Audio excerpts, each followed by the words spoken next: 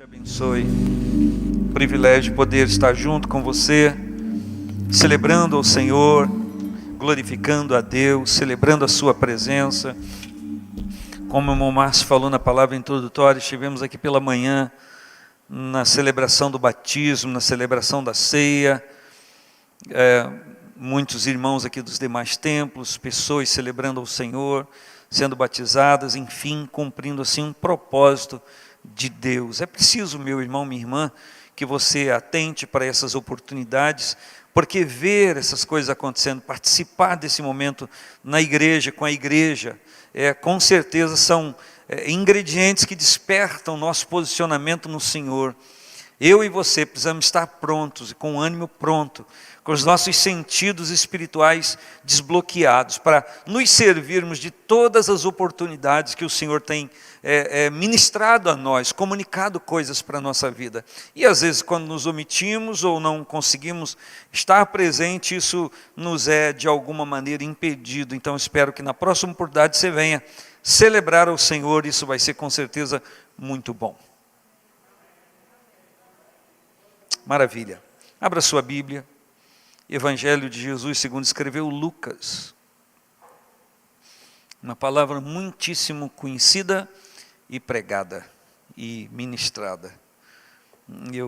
Já estou há um monte de tempo para ministrar e de quando em vez aí um fala sobre, prega sobre, mas hoje eu vim determinado a falar sobre esse assunto e eu espero que seja um propósito do Senhor para todos nós.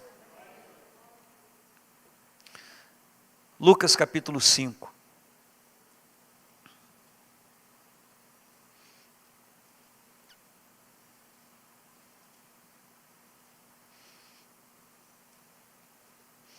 A partir do versículo 1 diz o texto: E aconteceu que, apertando a multidão para ouvir a palavra de Deus, estava ele junto ao lago de Genezaré. E viu estar 2 barcos junto à praia do lago. E os pescadores, havendo descido deles, estavam lavando as redes. E entrando num dos barcos, que era o de Simão, pediu-lhe que o afastasse um pouco da terra. E assentando-se, ensinava do barco a multidão. E quando acabou de falar, disse a Simão: Faze-te ao mar alto e lançai as vossas redes para pescar. E respondendo Simão, disse-lhe: Mestre, havendo trabalhado toda a noite, nada apanhamos, mas porque mandas, lançarei a rede. E fazendo assim, colheram uma grande quantidade de peixes, e rompia-se-lhes a rede. E fizeram sinal aos companheiros que estavam no outro barco, para que os fossem ajudar. E foram, e encheram ambos os barcos, de maneira tal que quase iam a pique. E vendo isso, Simão Pedro prostrou-se aos pés de Jesus, dizendo: Senhor, ausenta-te de mim, porque sou um homem pecador. Pois que o espanto se apoderara dele e de todos os que com ele estavam, por causa da pesca que haviam feito.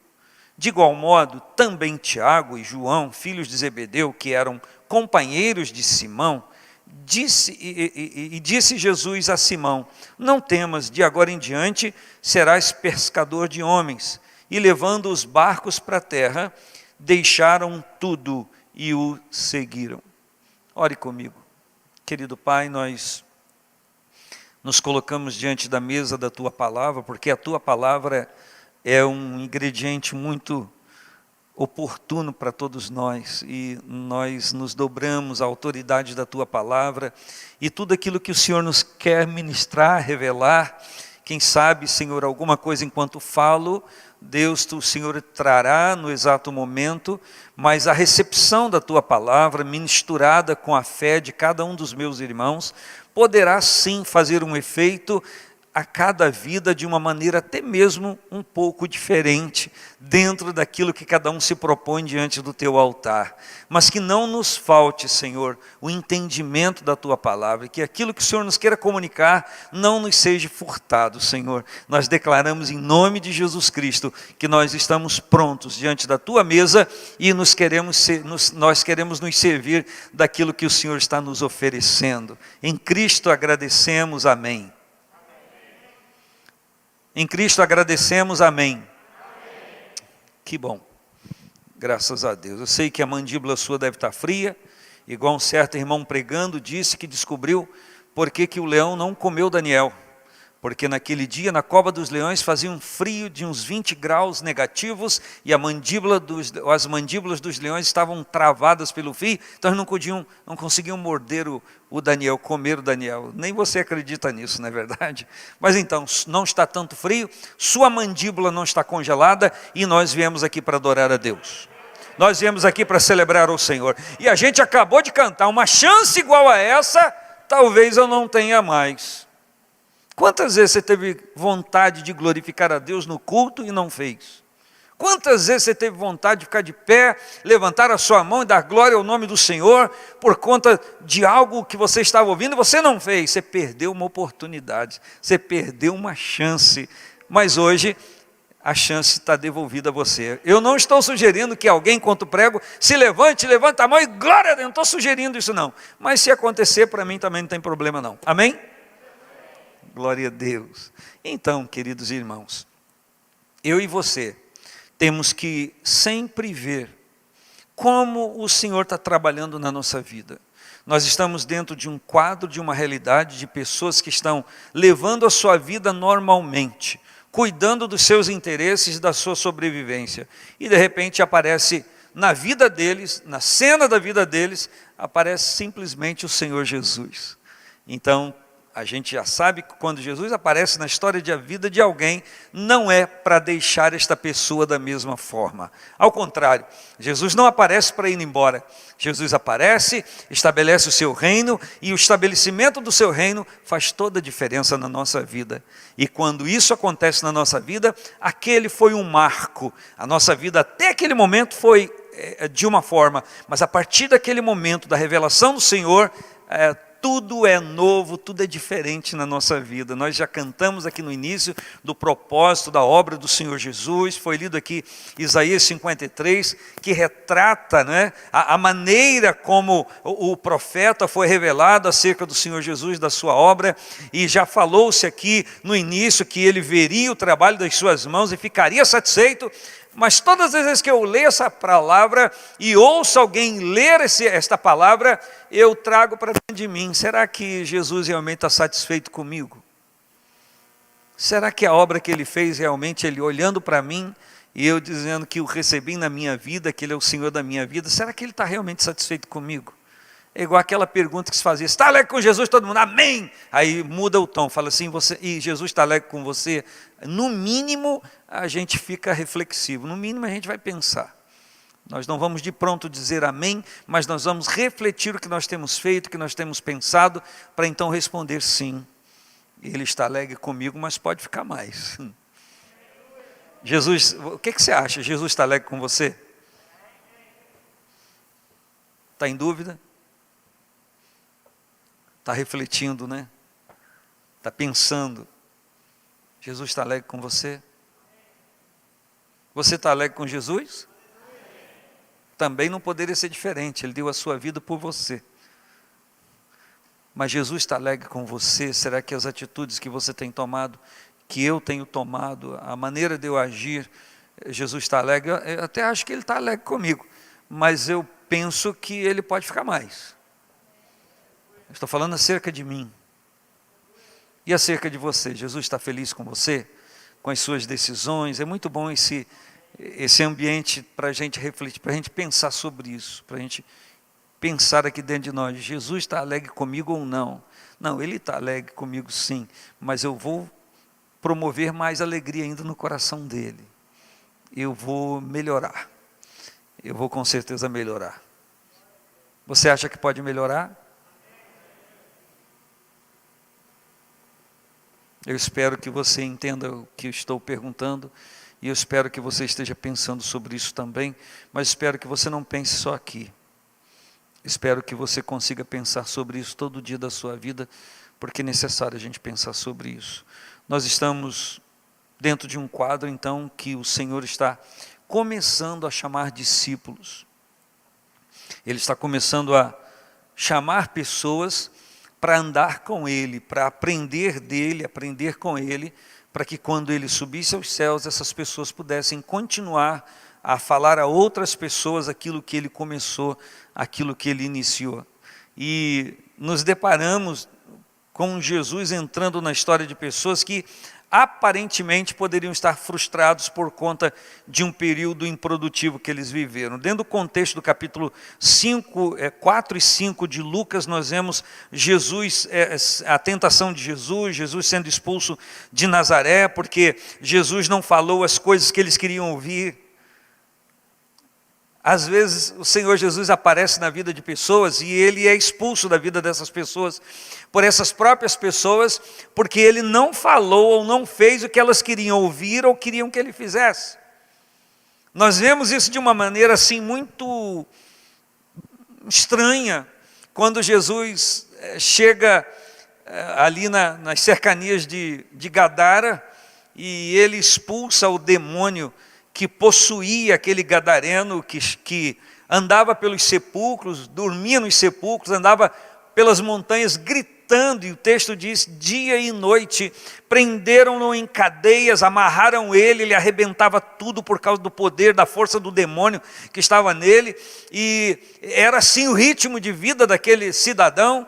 E quando Jesus chega, ele já se dobra diante do Senhor, ele já se dobra diante da autoridade do Senhor, não o homem, mas o demônio que estava controlando a mente dele, controlando as ações, e o Senhor manda embora aquele demônio, e todo aquele episódio acontece, e a Bíblia diz que por conta de uma manada de porcos ser perdida, os homens daquela terra expulsaram Jesus dali. Não queriam que ele estivesse ali por conta das perdas que eles tiveram, dos prejuízos materiais que eles tiveram. E a Bíblia então diz que logo após ele sair dali, porque os homens disseram que não queriam que ele estivesse ali, ele saiu, e a Bíblia diz que uma multidão esperava, inclusive Jairo esperava, se prostrou diante dele, por conta de entender, compreender o valor da presença do Senhor Jesus na sua vida, e aquilo que ele podia lhe ministrar. Nós expulsamos Jesus da nossa vida todas as vezes que nós não correspondemos àquilo que Ele veio realizar na nossa vida. Eu vou repetir a frase.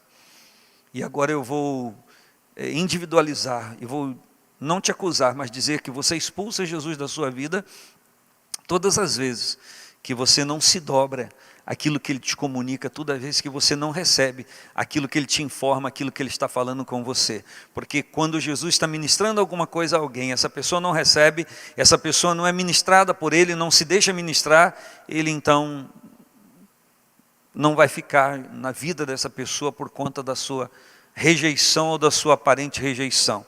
Então é muito importante que eu e você compreendamos se nós estamos recebendo a palavra de Deus, essa palavra de Deus está realmente exercendo não influência, mas poder na nossa vida, mudança de vida. É muito importante que a gente pense isso, que a gente medite sobre isso, que a gente raciocine sobre isso. E ato contínuo, então, a Bíblia diz que ele chega a Cafarnaum, logo após ser expulso de Nazaré, ele está na mesma região da Galileia, e a Bíblia então diz que ele desce, ele chega até a Cafarnaum, a cidade onde mora Pedro, e quando ele chega ali, ele expulsa o espírito. Eu estou aqui no capítulo 4, versículo 31, imediatamente anterior à leitura que eu fiz com vocês, e vocês seguiram na verdade. E a Bíblia diz que um espírito maligno estava em um homem que estava na sinagoga. Jesus está na sinagoga e a Bíblia diz que ele está ensinando. Eu estou aqui no versículo 31 e 32 do capítulo 4 de Lucas, e o texto está dizendo que todos se admiram da sua palavra, porque a sua palavra era com autoridade. Aquilo que saía da boca do Senhor exercia poder de mudança na vida das pessoas. E quando isso está acontecendo, estava ali na sinagoga um homem que a Bíblia diz, está escrito aqui, que tinha um espírito espírito de um demônio imundo nele, que ele exclama com alta voz, ele diz, que temos nós contigo? Olha só, é um homem, e ele diz para Jesus, que temos nós contigo? Então não é apenas um espírito, são vários espíritos que se manifestam naquele homem, porque está falando no plural.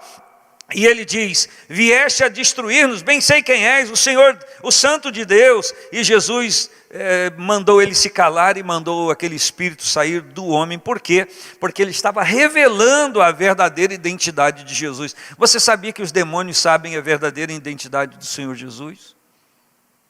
E vocês sabiam que apenas reconhecer quem Ele é não é uma adoração? Porque se fosse, os demônios estavam adorando a Ele num sentido pleno. Mas eles não podem nem conseguem fazer isso mais. Mas eles sabem quem é Jesus. Então saber quem é Jesus não nos identifica como adoradores do Senhor.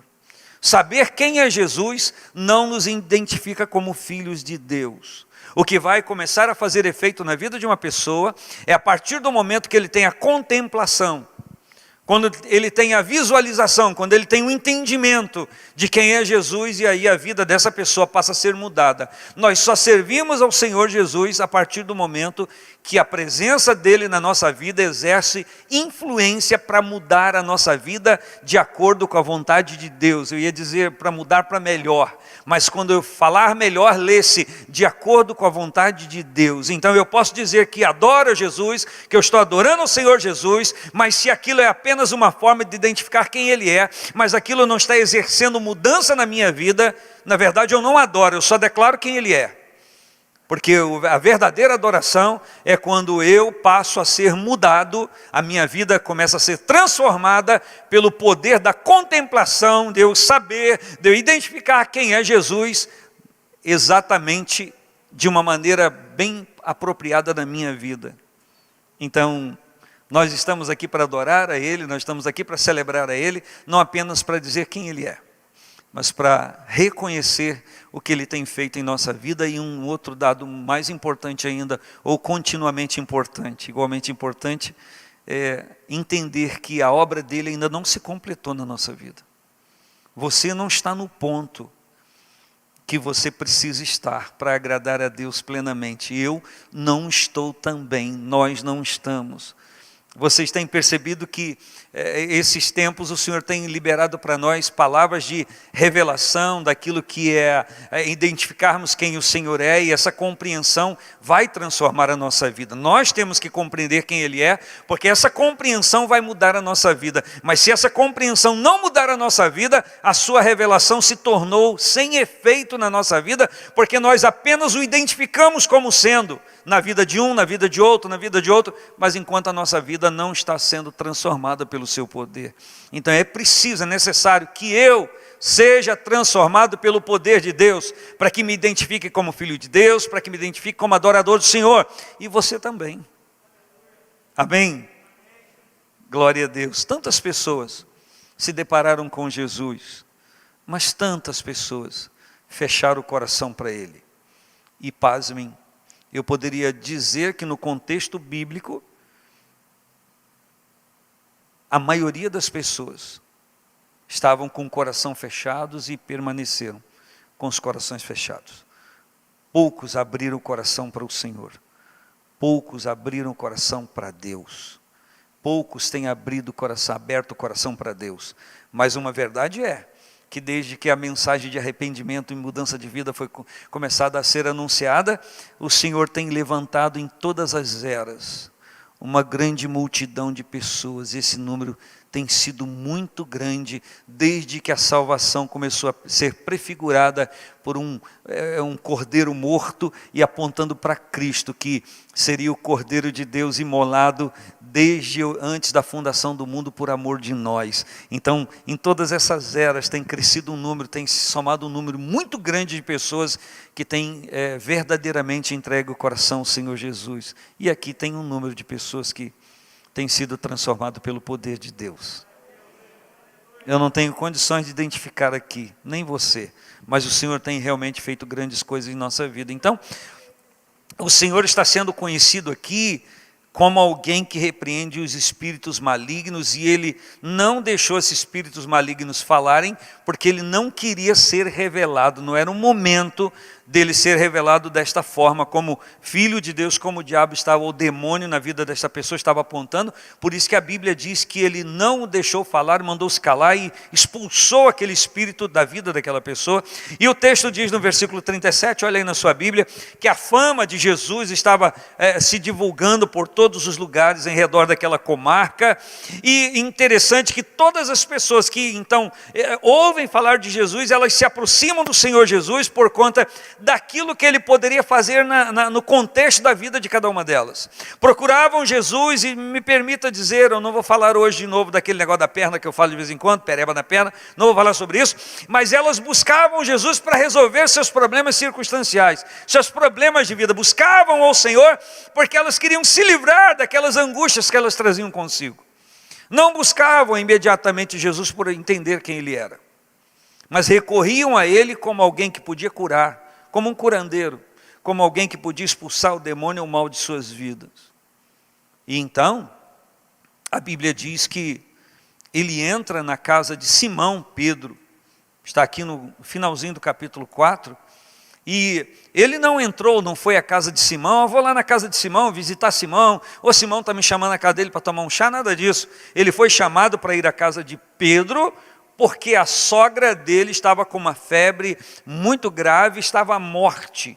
E então ele foi chamado para estar ali, e estando ali, a Bíblia diz no versículo 38, que Jesus sai da sinagoga, ele entra na casa de Simão, a sogra dele estava enferma, com muita febre, e rogaram-lhe por ela, pediram que ele o curasse.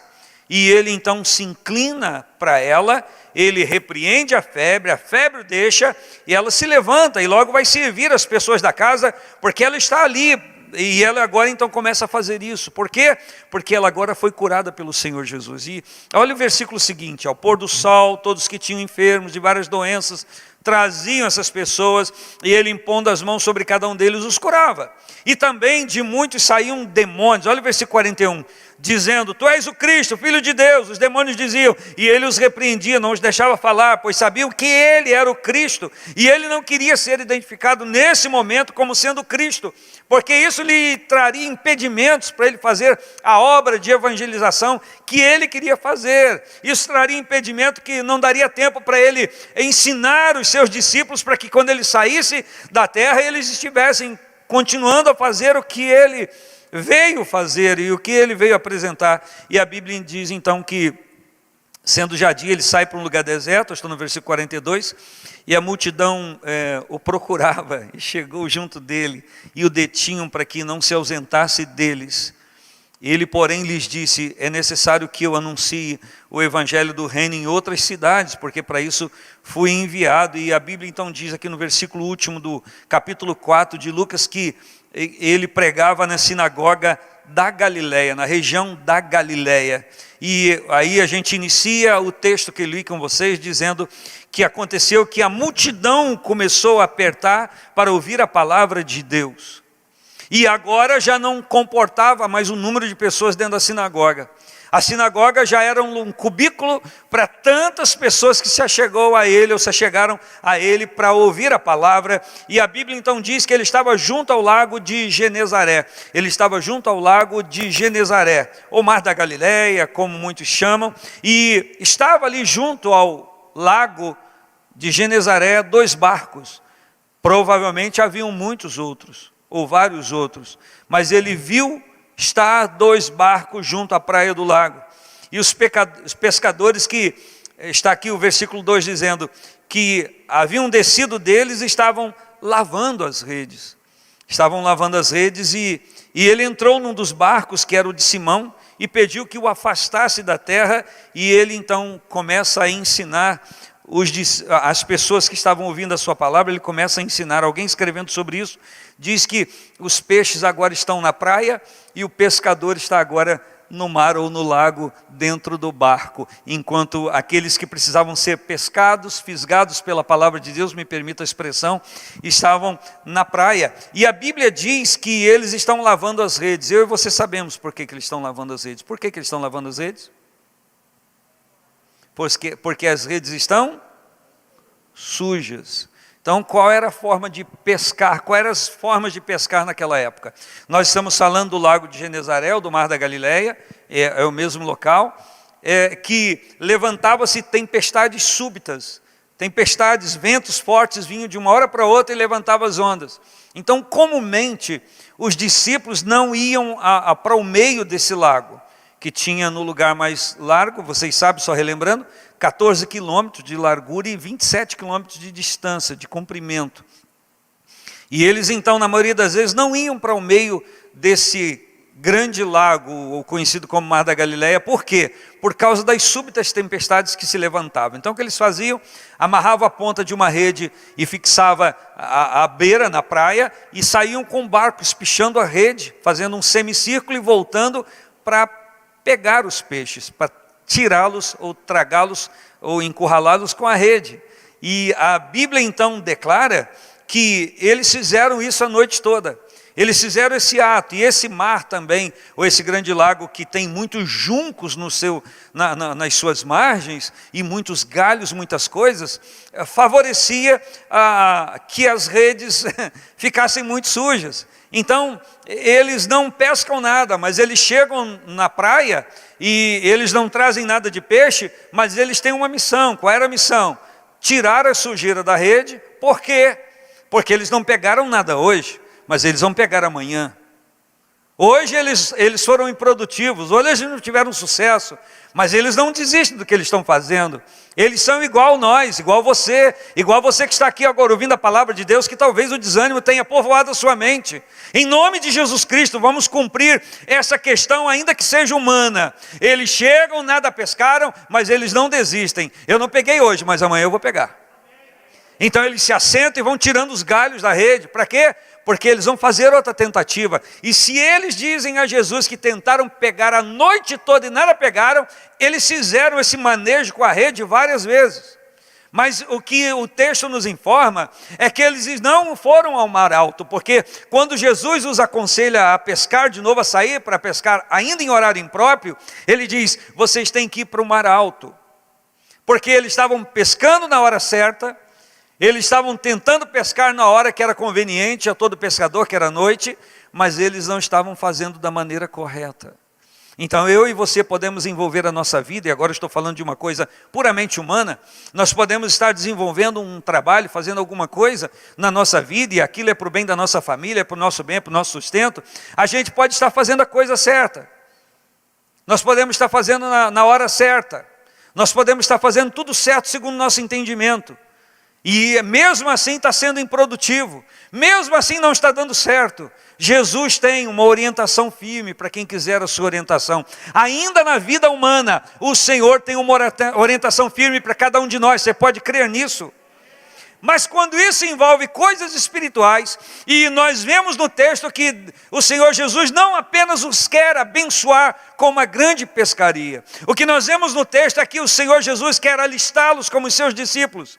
E Ele não queria pegar pessoas para estar junto dEle que estivesse frustrado com alguma coisa. Ele queria chamar para si pessoas que estavam determinados e alegres com aquilo que estavam fazendo, e que aquilo que eles estavam fazendo estava dando resultado, mas que agora eles iriam abrir mão para uma coisa muito superior, muito mais elevada. Eles agora iam abrir mão daquele sucesso para ter um outro sucesso espiritual. Existem pessoas que querem vir ao Senhor, e isso é muito bom. Existem pessoas que querem se envolver com a obra de Deus, mas isso também é muito bom. Mas seu coração está frustrado, seu coração está apertado por conta de se sentirem derrotados em alguma área da vida, como Gideão estava. E aí o Espírito Santo, eu digo na minha forma simplória de dizer, tem muito trabalho com essa pessoa, porque tem que insistir com essa pessoa para motivar o seu coração, para que ela compreenda que as coisas de Deus são sobrenaturais, são sobreexcelentes, são grandiosas. O ato de Deus, o sobrenatural de Deus já diz, é sobre o nosso natural. Existe um poder que está aqui à disposição da igreja, está presente na sua vida, que quer ministrar a sua vida e trazer a excelência de Deus para você. E eu digo em todas as áreas da sua vida, se você recebe isso, diga amém. Em todas as áreas da sua vida, você pode ser um grande mestre de pescaria, mas não está tendo sucesso algum. Por que será que um grande pescador, sabendo a hora de pescar, o manejo certo, não pesca nada.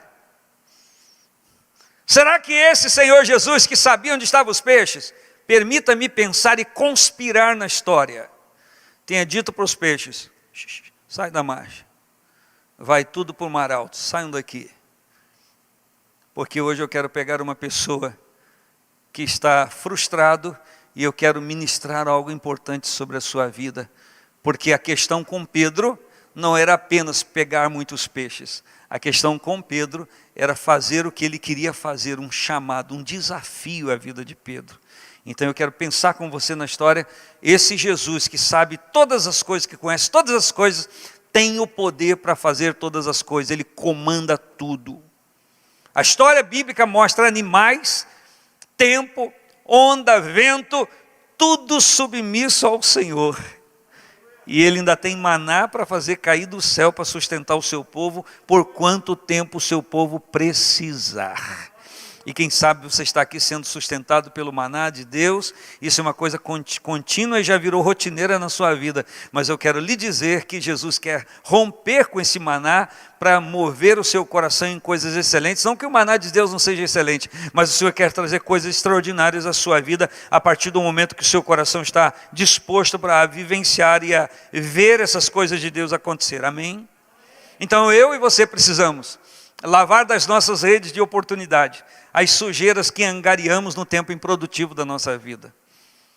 Eu e você não devemos ficar parados, estatizados, paralisados. Eu vou lançar a rede suja mesmo. Não. Eu e você temos que nos preparar para novas oportunidades, porque eu digo pela palavra que compartilho, novas oportunidades de Deus virão sobre a sua vida e você tem que estar preparado para aproveitá-las. Eu vou dizer de novo, oportunidades de Deus surgirão sobre a sua vida e você tem que estar preparado para aproveitar. E lavar as redes no sentido humano, natural, significa fazer um curso, significa estudar, significa aproveitar o tempo que você tem ocioso e ocupá-lo em alguma coisa que possa daqui a pouco ser totalmente produtivo para você. Há pessoas que são frustradas, estão frustradas, elas encruzam o braço, elas dizem: eu não tenho mais condições. Você tem sim, o Senhor está abrindo o seu entendimento agora. Esse tempo ocioso que você tem, você vai ocupar em crescer em alguma coisa, em aproveitar esse tempo para progredir em alguma coisa,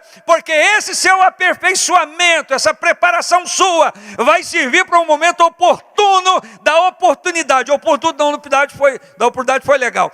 Vai ser um momento oportuno que o Senhor vai liberar para você. Agora, se essa oportunidade de Deus vier para você e você pensar: poxa, eu tanto tempo esperei e agora chegou a minha vez, mas eu não me preparei, eu deveria estar preparado. Então, em nome de Jesus, prepara o seu coração, articula sobre as coisas. Você idealiza alguma coisa no sentido natural, sonha, projeta alguma coisa, então passe a preparar o cenário daquilo que você está colocando diante de Deus, como aquilo já estivesse chegando para você. Comece em nome de Jesus Cristo a preparar o cenário do seu coração, o cenário humano, físico, o cenário espiritual. Comece a idealizar coisas em Deus, não loucamente, mas aquilo que é dirigido pelo Senhor, e já comece a viver, antever isso, porque o Senhor tem projeto de paz para a nossa vida ainda no campo humano. Você pode dar glória a Deus por isso? Agora, eu e você não podemos ficar parados. Nós temos que pegar essas redes sujas e lavá-las. Por quê? Porque daqui a pouco a gente vai ter que lançá-las de novo naquilo que é objetivo para nós. E se você está aqui hoje, você está aí acessando, celebrando esta palavra, é mais uma oportunidade de Deus, é mais um despertamento de Deus em o nome de Jesus Cristo. Então aquilo que você tem que fazer: quando aconteceu eu me preparo. Não. Tem que se preparar antes. O toque de preparação é agora, em nome de Jesus. Porque eu repito, as oportunidades vão aparecer. Esta palavra não é motivacional. Mas se ela soar o seu coração como motivacional, receba. Esta palavra é espiritual. Esta palavra é do Espírito de Deus, porque aquilo que é liberado para o crente vem do Espírito de Deus, não é uma coisa puramente natural. Nós já vamos ver qual é o propósito que Deus tem, com a alegria nossa, com a nossa satisfação, nas coisas que a gente ainda faz no campo humano. Qual é o propósito? Deus tem propósito? Tem. Deus tem propósito em tudo na vida daquele que se entrega a Ele, daquele que o adora, daquele que o serve, daquele que celebra a sua presença. Você recebe a palavra de Deus.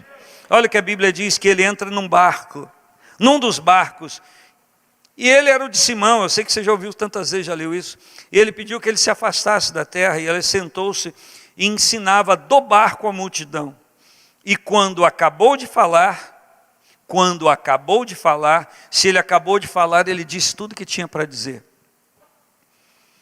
Eu e você precisamos ouvir o que Deus tem a dizer para nós, até terminar, até completar.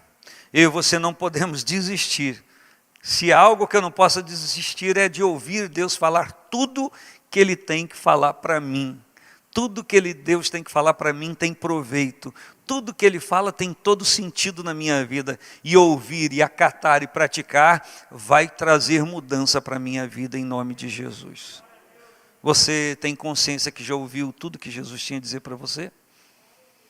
Ou em algum momento você não apreciou o que Ele disse, não gostou do que Ele disse e parou de ouvir o Senhor, ou diminuiu a intensidade de ouvir isso? Em nome de Jesus, está dentro do propósito de lavar as redes, voltar a ouvir Deus, voltar a celebrar a palavra de Deus e a vontade de Deus para a sua vida, ter prazer nesse propósito de Deus para você, para a sua vida, porque afinal de contas existe um propósito para a sua existência. Eu sei que todos falam isso, mas isso é uma verdade. Existe um propósito para a sua existência. Deus ainda tem propósito com você. Você recebe isso para a sua vida? Oh, que bom que você recebe. E quando acabou de falar, disse a Simão. Ele acabou de falar o que tinha a dizer à multidão. Simão estava ali ouvindo, ele também fazia parte daquilo ali. Ele também estava recebendo a palavra de Deus. Existem momentos que Deus está falando de uma maneira geral, genérica, para todo mundo. Mas existem momentos que o Senhor se volta para nós para falar ao nosso coração. Você está aí agora e você pode estar ouvindo a palavra de Deus que é geral para todo mundo. Mas você pode estar colhendo coisas que é diretamente para você. Está vindo como uma flecha direcionada ao seu coração, você está recebendo isso para você. Está acatando no seu coração, e esta palavra não vai voltar vazia, ela vai fazer algo na sua vida hoje. Pelo poder da palavra que estou ministrando, eu digo, vai promover mudança na sua vida e na minha. Em nome de Jesus, quem pode comigo dar glória ao nome do Senhor? Aquecer as cordas vocais aí por causa do frio e celebrar a presença de Deus. E ele não disse para ninguém, faz ao mar alto, mas ele está falando com Pedro, e Pedro já conhecia Jesus, já sabia quem era Jesus. Pedro não sabia, tinha acabado de sair da casa, curado a sogra dele, ele viu, ele estava lá. Provavelmente Pedro estava na sinagoga também, quando ele expulsou aquele demônio daquele homem. Depois que curou a sogra de Pedro, trouxeram enfermos. Provavelmente Pedro também viu isso. Então, isso foram sendo ingredientes no entendimento de Pedro. E agora ele está no seu barco, e agora ele diz para Pedro, faze-te ao mar alto e lança as vossas redes. Perceba que a expressão aqui está no plural. Lançai as vossas redes. Então a Bíblia diz que ele está falando para Pedro, mas tem mais gente com Pedro. O seu irmão André está com ele. Tiago e João, que são companheiros, provavelmente estão ali naquele momento. Mas ele está dentro do barco de Pedro. Sim, mas eles estão compreendendo, eles devem estar por perto, porque eles trabalham juntos, cada um em um barco. E a Bíblia diz que ele diz, faze-te ao mar alto e lançai as vossas redes para pescar. Então não tinham só uma rede, tinham mais de uma rede. Então provavelmente seja as duas redes, ou a rede de um barco e a do outro. Jesus está olhando para eles, Jesus sabe que eles estão cansados. Jesus sabe que eles estão frustrados, porque não pegaram nada, embora tentaram pegar toda a noite. E o texto diz que o Senhor diz, faze-te ao mar alto. Se o texto diz que ele disse para fazer ao mar alto, é porque até então eles não tinham ido até o mar alto, por conta daquilo que eu já lhe disse, por causa do temor das tempestades. Existem muitas vezes na nossa vida que o temor da tempestade ou dos riscos que corremos nos impedem de tocar em coisas que o Senhor separou para nós. Não é uma questão de arriscar-se, mas é uma questão de ousar em Deus. É uma questão de ir mais a fundo e se soltar um pouquinho mais. Existem coisas que o Senhor já estava quase trazendo à vida de uma pessoa, mas ela observou o vento, observou a tempestade, viu a dificuldade e não prosseguiu. A palavra diz em Eclesiastes que aquele que observa o vento não plantará, e aquele que olha para as nuvens não cegará, não vai colher. Por quê? Porque ela vai ver os impedimentos, vai ver o risco e não vai agir. Em nome de Jesus Cristo, a palavra que o Senhor está liberando para nós é que há liberações, concessões de Deus para mim e para você. Mas o que está faltando aqui não são oportunidades de Deus. O que está faltando aqui é ousadia da sua parte, é ousadia nossa, até para servirmos ao Senhor. A Bíblia diz que nós temos que entrar na presença dele com ousadia. E muitas vezes nós somos tímidos demais para entrar nesse governo de Deus ou nessas revelações do Senhor através do seu Espírito, das mais variadas formas que ele quer nos falar. E por conta de nós sermos restringidos em nós, as oportunidades que aparecem, nós não as vemos como oportunidades, mas que os olhos de todos nós aqui sejam abertos pelo poder de Deus e pelo poder da palavra, para que a gente enxergue longe, para que a gente possa ver longe. Você pode dar glória ao nome do Senhor por isso, que os nossos olhos sejam abertos para enxergar longe, longe é o horizonte que Deus está mostrando para nós, e perto é aquilo que o nosso olhar de fé nos leva a pensar ou idealizar. Em nome de Jesus Cristo, foi dito hoje pela manhã, o presbítero Leal, que o Senhor aplique colírio santo nos nossos olhos. Ele falou aqui pela manhã. E lá na carta de Apocalipse, o Senhor diz à igreja que ele tem o colírio para dar à igreja, para que ela veja. Então o problema da igreja é não conseguir enxergar. Não é a ausência de Deus, não é a ausência de oportunidades. O problema de muitos de nós é não conseguir enxergar, não conseguir ver. E porque não vemos, não sentimos na nossa vida e não desenvolve poder de fé na nossa vida para alcançar aquilo. Então, em nome de Jesus Cristo, eu vou imitar o presbítero Leal de hoje de manhã e vou dizer que o colírio de Deus esteja tocando os nossos olhos e sejam desvendados os nossos olhos para enxergar oportunidades de Deus que estão pertinho de nós, e por conta da timidez ou por conta da falta de segurança no envolvimento com Deus, nós mesmos estamos nos restringindo, porque a fé, ela gera obediência, a fé, ela gera poder, a fé gera autoridade para a gente obedecer, praticar a palavra de Deus com muita segurança e certeza que aquilo que ele falou irá acontecer. Eu ouvi amém? A fé gera obediência. Diga comigo, a fé gera obediência. Vamos melhorar, a fé promove obediência. Vamos lá, a fé promove obediência. Vira para a pessoa que está perto de você, se está com máscara, ela está perto de você mesmo, diga assim: a fé gera obediência. Então, quando a fé ela está em ação na nossa vida, ela nos dá autoridade para a gente obedecer ao Senhor. Agora olhe só, o Senhor Jesus, ele manda ao Pedro se lançar ao mar alto. Ele disse: você não pescou nada. Eu vou parafrasear: porque você não foi ao mar alto, os peixes não estão aqui não, agora eles estão lá. E o Pedro diz para Jesus o que você sabe. Ele diz: mestre, havendo trabalhado toda a noite, nada apanhamos. Eu fico tentando imaginar com que tom Pedro falou isso para Jesus. Eu penso que o coração de Pedro já está tão tocado pelo poder de Jesus, por tudo aquilo que ele viu, por tudo aquilo que ele teve condições de sentir no Senhor e presenciar, que ele não está falando isso aqui com arrogância.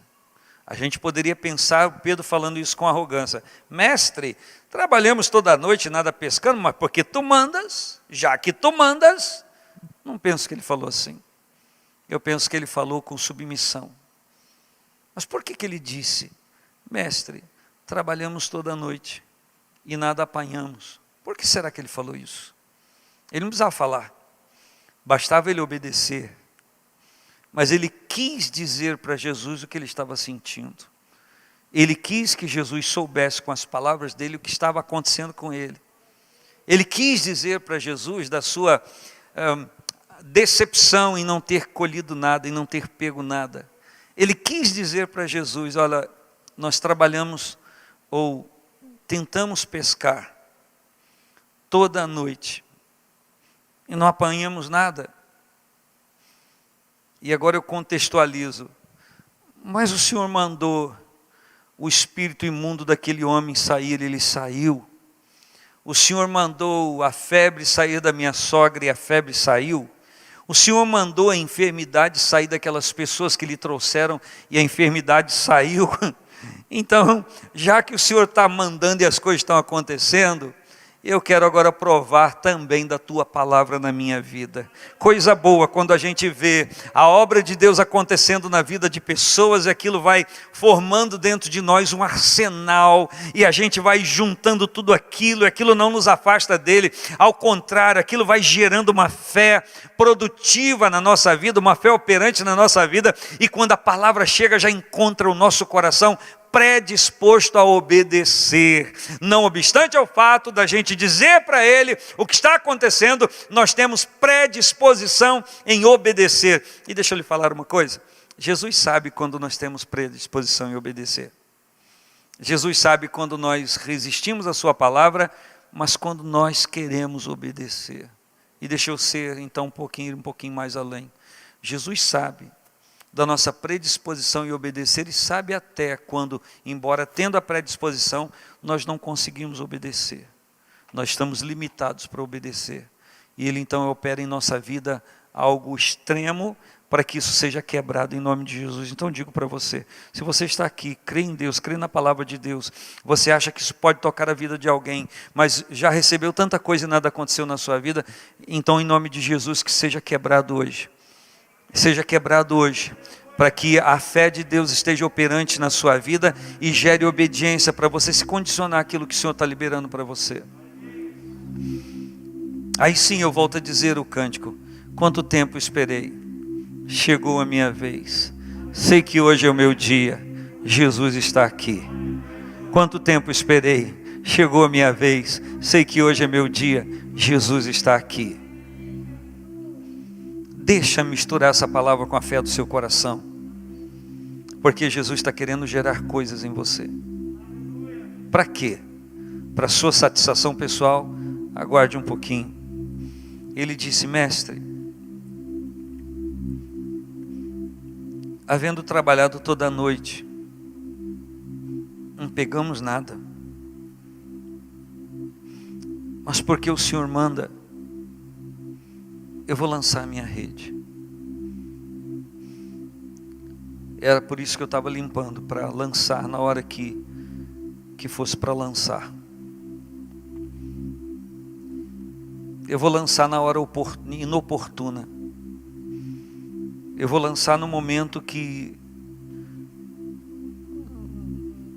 não, humanamente falando, não tem resultado algum.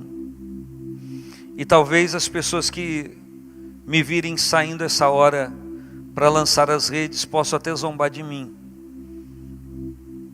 porque é uma loucura. Mas se o Senhor manda, aquilo que até então era ilógico se tornou totalmente lógico. Aquilo que era loucura é a decisão mais acertada, e agora eu uso as palavras do pastor Enéas, é a decisão mais assertiva para o momento. Porque a questão aqui não é se é o melhor momento, a questão aqui é porque o Senhor está falando. E porque o Senhor está falando, pode ser, humanamente falando, a coisa mais equivocada e inoportuna. Mas para mim, eu não sou tocado, a minha vida não é gerida por aquilo que são oportunidades humanas. A minha vida é gerida por aquilo que sai da tua boca. Então eu vou obedecer, porque o Senhor está mandando. Agora, o interessante aqui é que ele diz: o Senhor está mandando. Ele diz: mestre, se o Senhor está mandando, tem gente aqui para obedecer. E eu vou obedecer. E o interessante dessa história é que Jesus não manda ele lançar a rede e sai do barco. Jesus fica no barco de quem está obedecendo o que ele disse. Eu disse que Jesus fica no barco da vida da pessoa que decidiu obedecer aquilo que ele disse, mesmo que aquilo que ele disse seja a coisa mais ilógica, mais improvável, mas ele continua no barco para garantir que aquilo que ele falou e que foi recepcionado com fé no coração e que gerou obediência para praticar, irá cumprir. Jesus permanece no barco para garantir a eficácia da palavra que ele liberou, porque alguém ousou obedecer. Só que o contraditório quanto à visão humana, aquilo que a natureza, aquilo que é o natural acontecer, está depondo contra. E a pergunta a você é: você vai obedecer ou você não vai obedecer? Não, eu vou até obedecer porque ele está mandando, mas eu sei que não vai dar certo. Eu vou apenas fazer por desencargo de consciência. Não, você não tem que fazer nada por desencargo de consciência no nível espiritual. Você tem que fazer por fé. Por quê? Porque alguém muito maior do que você liberou a palavra para você. Ela caiu no bom terreno do seu coração, você creu, e agora você vai praticar e vai fazer exatamente como ele disse. Por quê? Porque você tem certeza que ele não está brincando com você. Ele não está entrando no seu barco para passar tempo. Ele está entrando na sua vida para te abençoar. Jesus está entrando na sua vida, está na sua vida para te abençoar. Glória a Deus. Quem quer a bênção dele? Eu sou o primeiro. E o texto então diz, eu sei que tudo que eu estou falando você já sabia, mas calma. E a Bíblia diz que eles, fazendo assim, colheram uma grande quantidade de peixes, a ponto de essa grande quantidade de peixes já está rompendo aquela rede. Rompia-se-lhes a rede. Fizeram um sinal aos companheiros que estavam no outro barco para que viessem ajudar, e foram, encheram ambos os barcos de tal maneira que quase naufragava, ia a pique. E quando Pedro vê isso, ele prostrou-se aos pés de Jesus. Ele ainda está no mar alto, ele ainda está recolhendo o peixe, o barco está quase afundando, e ele se prostra aos pés de Jesus. Prova incontestável que Jesus estava no barco, porque ele se prostra aos pés de Jesus antes de voltar para a praia. Então Jesus está no barco, garantindo o sucesso da palavra que ele liberou, quando foi acolhida com fé e gerou obediência e se praticou aquilo que ele disse. Então aquilo que ele disse está acontecendo. Jesus está como que dizendo, eu sei que os peixes não estão aqui, os peixes estão aonde eu estou falando que estão.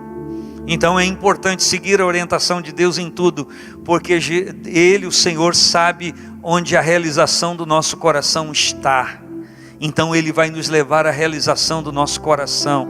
Você pode dar glória a Deus por isso? E quando eu digo realização do coração, eu digo a gente tocar naquilo que a gente está se esforçando para conseguir. E ele disse, Senhor, ausenta-te de mim, porque eu sou um homem pecador. Pedro está dizendo, eu não tenho condições de receber um nível de revelação como essa que o Senhor está liberando para mim. Por favor, não fica perto de mim, ausenta-te de mim. Não, Pedro não está fazendo como o pessoal de Gadara quando não quis que Jesus mais estivesse ali. Não, Pedro não está fazendo como os de Nazaré, quando expulsaram ele dali porque não estavam felizes com aquilo que eles estavam ouvindo. Não. Nesse momento em que Pedro vê essa realidade, quando ele enxerga tudo isso, ele entende, eu não fiz isso. Eu estava pescando, pensei que estava sabendo o lugar que eu estava pescando e a hora que eu estava pescando, e eu não sabia. E eu estou agora diante de alguém que conhece mais de pescaria do que eu. E quando Pedro se depara com isso, quando ele se depara com essa contemplação de quem o Senhor é através daquilo que ele está fazendo, ele está vendo, ele olha para si, ele olha para Jesus, vê a manifestação dessa glória, mas quando ele contempla isso, ele olha para dentro de si, porque é totalmente impossível, quando a glória de Deus nos é revelada, nós não olharmos para dentro de nós e vermos a nossa insuficiência e vermos tudo aquilo que nos são restrições para alcançarmos e convivermos com tamanha glória de Deus. com a tamanha virtude do Senhor. Isso está muito claro na posição, na postura de Isaías, quando contemplou a glória de Deus e disse: ai de mim, eu sou um homem pecador, eu sou impuro de lábios, eu vou morrer. Eu vi algo que eu não tenho dignidade para ver. Mas quando o Senhor revela a sua glória, Ele não revela para matar ninguém, Ele revela para mudar a nossa vida, para mudar a nossa natureza, para aperfeiçoar a nossa estrutura e para trazer junto de nós uma consistência de autoridade e de suporte para conviver com aquele nível de revelação. Mas o Pedro ainda não é transformado, o Pedro ainda está na sua limitação, ele ainda não conhece ao Senhor pessoalmente, está lhe sendo revelado. Ele diz: eu não tenho condições de digerir isso dentro de mim, ausenta-te de mim, porque eu sou um homem pecador. Olha só o livro de Jó, no capítulo 42, versículos 5 e 6, abra aí comigo, Jó 42, 5 e 6, ele diz: com o ouvir dos meus ouvidos ouvi. Esse texto você conhece. Mas agora te veem os meus olhos. Mas o versículo 6 talvez não lhe seja muito conhecido. Por isso, por conta de ouvir com os meus ouvidos, eu já ouvi, e agora os meus olhos estão te contemplando. Por isso me abomino e me arrependo no pó e na cinza. Perceba que até esse momento Jó contendia com seus amigos, Jó replicava até mesmo qualquer revelação que pudesse lhe chegar. Ele via o seu ato de justiça, ele via as coisas corretas que fazia, e isso não era erro, não era equívoco dele, isso era real. Mas quando ele contempla a santidade de Deus, quando ele tem a contemplação de quem Deus na realidade é, ele deixa de se ver da maneira que ele via. Uma pessoa correta em tudo, uma pessoa que não se equivocava em nada, uma pessoa que investigava com cuidado, ele para de ver-se dessa maneira, para ele se ver alguém que está absolutamente dependente e necessitado da presença desse Deus na sua vida. E me permita, com todo respeito, talvez você se olhe de uma maneira que não é a realidade do seu ser. Talvez por conta de ser criado na casa de Deus, ter recebido a Cristo verdadeiramente no seu coração, já ter pregado a palavra, ganhado almas para Jesus, ser experimentado nisso ou naquilo, pensar que sabe alguma coisa, você se vê de uma certa forma. A reputação sua para você é assim, assim, assim, assim. Você não se vê como uma má pessoa, você é uma boa pessoa, você ama a Deus. Beleza, tudo isso. Beleza, que tudo isso seja correto para você. Mas quando se contempla verdadeiramente quem Deus é, e a gente olha para dentro de nós, nós vamos tentar enxergar a distância, ou aquilo que é discrepante em relação ao que pensávamos ser e o que agora nós pensamos que somos. Essa avaliação agora não é mais pelo aquilo que eu faço, por aquilo que eu já vivi, pela experiência que eu tenho, mas essa análise que eu tenho de mim, ela é produzida não por eu me ver, mas por eu enxergar ao Senhor e ver a sua santidade, a sua glória, o seu poder e quem Ele é. Contemplar isso. Então eu contemplo e eu olho para dentro de mim. Existem várias reações que alguém pode ter quando está diante do Senhor. Uma é achar-se, na sua visão, justo, perfeito e até mesmo inculpável, como fariseu no templo. Mas existe uma outra forma de se ver. Quando nós contemplamos a glória de Deus. E talvez seja essa a mais correta para eu me espiar e você se espiar, se olhar, se ver. É como alguém que, não obstante o fato de estar tentando fazer correto, ou ter feito alguma coisa correta segundo a sua consciência, ainda se vê necessitado da santidade, da pureza, da glória, do poder, da justiça de Cristo sobre a sua vida. O risco que nós corremos é nos vermos ideais para os projetos de Deus. E aí, malhando Gideão ou não, talvez seja essa a postura certa. Me permita arriscar nisso que eu não pensei. Talvez a postura correta nossa ver em nós impropriedade, limitações exageradas e até mesmo uma fé não tão alta como a gente imagina ter, e ver-nos insuficientes para cumprirmos os propósitos elevados do Senhor, e por conta disso dependermos totalmente dele e não nos omitirmos em nos lançar diante dos seus pés como alguém que está carente da misericórdia dele. Porque eu tenho que me sentir diante de Deus carente da misericórdia dele. Eu não posso ver a mão de Deus estendida para mim como eu só fosse digno de receber tudo que ele tem para me dar. Não, essa não é a postura correta.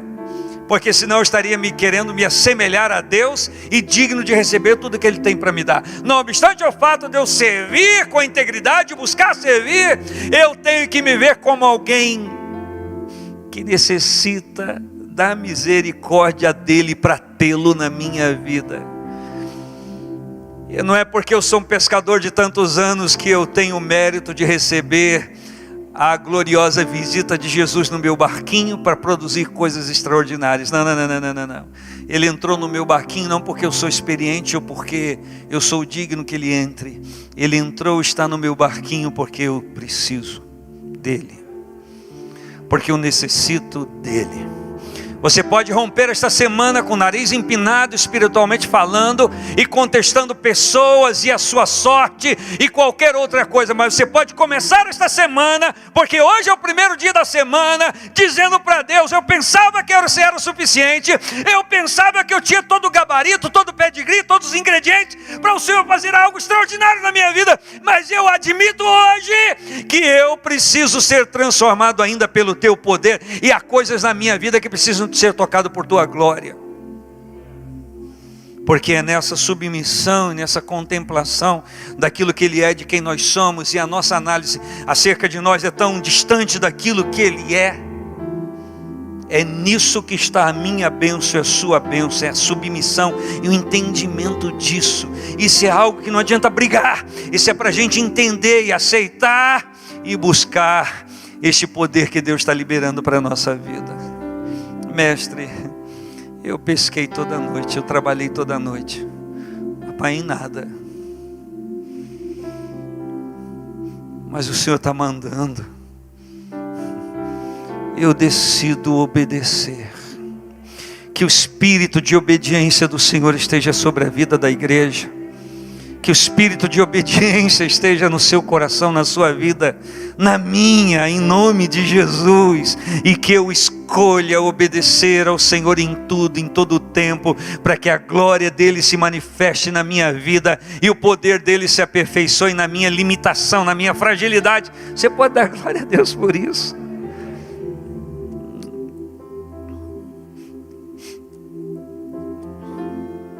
E o texto então diz: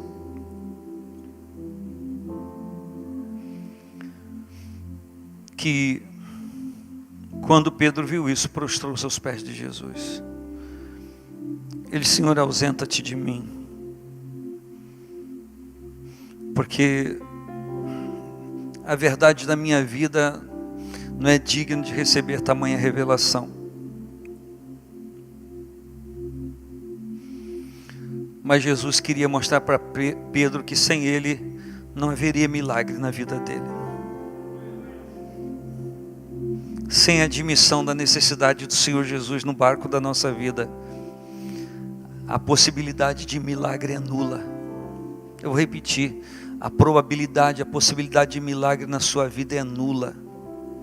Somente quando no nosso barco cabe Jesus, o seu conselho, a sua palavra, a sua vontade, que as oportunidades de milagres se renovam na nossa vida.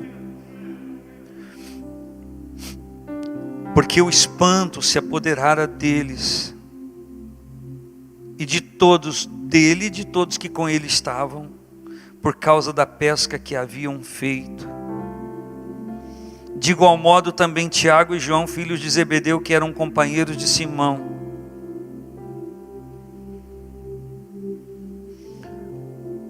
Pedro pesca peixes. Jesus pesca Pedro. Eu vou repetir. Pedro pesca peixes.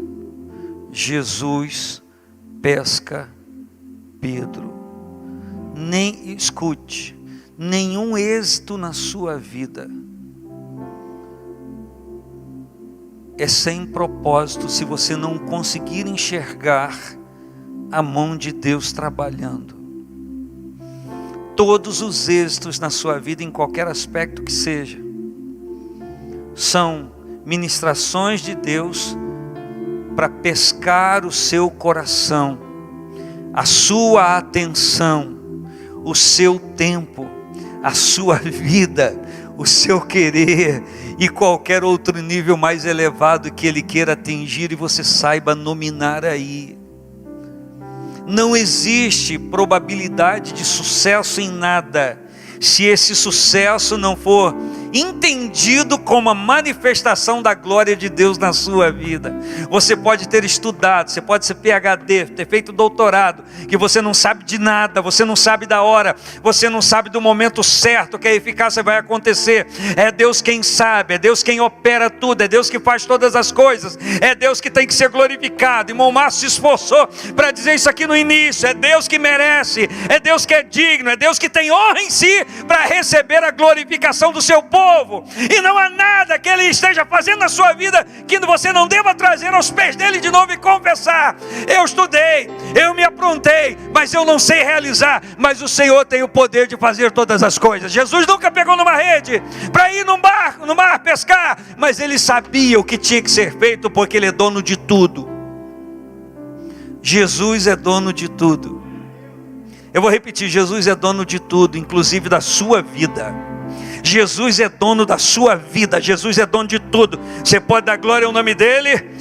Pedro pesca peixes. Jesus pesca Pedro enquanto ele pesca peixes. Parece que tem um quebradilho, né? Enrola a língua. Então, enquanto coisas vão acontecendo na sua vida, Jesus está se servindo disso para te atrair a Ele, porque Ele quer cumprir na sua vida um propósito que não é meramente humano, é algo sobrenatural. Você lembra que você proclamou 2 anos buscando primeiro o reino de Deus e a sua justiça? Então você está ouvindo agora. Deus ouviu a sua voz, Deus ouviu a sua oração, ouviu o propósito do seu coração. Ele está se utilizando de coisas que para você são temporais e passageiras para capturar o seu coração, para te levar naquele nível espiritual que você disse para Ele que quer estar. Eu espero que alguém esteja aqui e possa dizer amém ao Senhor. E disse Jesus a Simão: não temas, Simão, porque ele estava todo temeroso.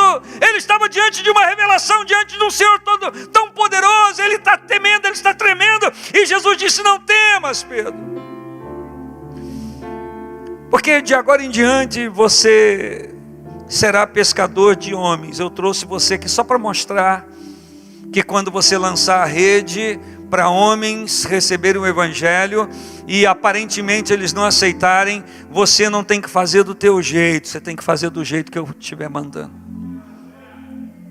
Você não tem que dizer da sua maneira, o argumento não é seu, o jeito não é seu. Eu que vou impelir você, vou mover você. Você vai jogar a rede aqui, não vai sair nada, mas você vai ouvir o Espírito, vai jogar aqui no lugar mais improvável e você vai arrastar trazer muitas pessoas para a minha glória. Inclusive o seu coração vai estar diante da minha glória. Eu e você precisamos olhar para dentro de nós e ver a nossa insuficiência. E talvez nesse autoexame a gente não se veja como a nossa própria autoestima indique para nós. E talvez nós não sejamos aquele mocinho, aquela mocinha dos olhos de Deus, porque alguém foi poético em dizer: você é o que dos olhos de Deus? É o que? A menina dos olhos de Deus. Alguém poeticamente, você é a menina dos olhos de Deus. Talvez a gente chegue à conclusão que tem nada de menino, nem de menina de olho de Deus, nem nada. Que nós temos é que nos arrepender e nos condicionarmos aquilo que o Senhor está trazendo para nós. E aí a pergunta é, eu quero? É isso que eu quero? Ou não é isso que eu quero? Essa sempre foi a encruzilhada, me permita dizer, do Evangelho. Da nossa vontade e da vontade de Deus. Sempre foi isso. Nós estamos numa bifurcação. Nós vamos querer a vontade de Deus ou não, porque existem momentos que a vontade de Deus não se equipara nem se harmoniza com a nossa. E quando a vontade de Deus não se harmonizar com seus projetos pessoais, você vai abrir mão para escolher aquilo que Jesus escolhe. Você vai escolher renegar tudo aquilo que é conjunto de coisas que você pensa saber, diz saber, e no seu discurso, na sua fala repetitiva, você insiste que as pessoas entendam que na verdade você sabe. Ou você vai parar de insistir com isso e admitir, na verdade eu não sei de nada, eu não sabia de nada, fiz tudo errado, mas agora eu quero fazer certo. Por quê? Tanto tempo esperei. Cadê o grupo de louvor? Chegou a minha vez. Hoje é meu dia, Jesus está aqui, eu estou ouvindo a voz dele, eu vou seguir a orientação. Senhor, eu pesquei tanto tempo. Talvez você diga assim, eu tentei fazer tantos anos, e na verdade o que deveria ser de empolgação se transformou em frustração. Mas eu escolho obedecer a tua voz, não obstante a tudo que eu penso saber. Então aí a gente vai chegar à conclusão, depois de tanto tempo, daquilo que Paulo diz, aquilo que eu tinha como ganho, peguei tudo e reputei como perda, para que pudesse ganhar a Cristo, a revelação de Cristo para a minha vida. Eu não estou dizendo que tudo que você sabe, tudo que você viveu em Deus é tudo errado, não, nem isso que eu estou dizendo. Eu estou dizendo que existe uma dosagem ingrediente, há uma possibilidade de haver em todos nós, de um material que a gente pensa ser ganho, mas na verdade aquilo é perda. Aprendemos errado, fizemos errado, e o Senhor está nos dando nesse tempo a oportunidade de voltar ao primeiro amor, o amor sem trazer a glória para nós, porque as frases repetitivas, elas insistem em dizer que o êxito, que o mau êxito, que a frustração não foi culpa nossa. Nós somos tendenciosos a escolher vítimas para as nossas frustrações.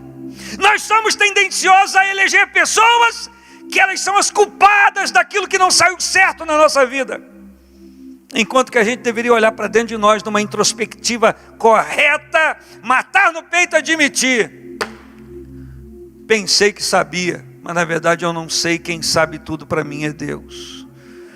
Eu te convido a ficar de pé em nome do Senhor Jesus. Eu posso sair desse lugar como cheguei, mas eu posso sair daqui de uma forma diferente, mais dependente, entendendo que eu não preciso dizer para ninguém a razão de não ter dado certo alguma coisa.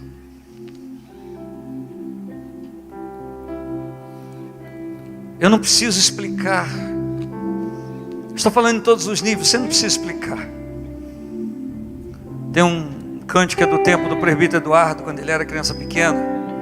Conta para Jesus onde é a sua dor. Ele é o remédio. Confia no Senhor. Não te desanimes com a tua cruz. O que tu precisa, conta para Jesus. E aí a Bíblia então diz que, levando os barcos para a terra, para onde eles levaram os barcos? Para onde eles levaram o barco? E deixando tudo, o seguiram. O lindo daqui é que Jesus não os chamou quando tudo deu errado. Ele fez dar certo para que eles saíssem dali entendendo: nós estamos abrindo mão de algo que deu certo para abraçar a vontade de Deus para a nossa vida. Nós não estamos levando frustração com a gente, nós estamos levando a certeza de aquele que operou na nossa insuficiência, vai operar aqui também nas questões que são espirituais. eu vou dizer de novo: aquele que operou nas coisas naturais da nossa insuficiência, fazendo algo amistoso, é aquele que vai continuar operando aqui nas coisas espirituais. E eu te convido então a orarmos. Eu não sei o que vai ser cantado aqui, mas uma coisa eu quero lhe dizer: o Senhor quer trabalhar isso na minha vida e fazer com que isso seja verdade.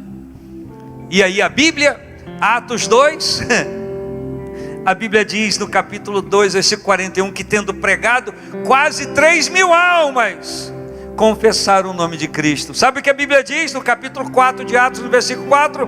Que uma nova pregação, uma nova oportunidade, quase 5.000 almas se agregaram à igreja.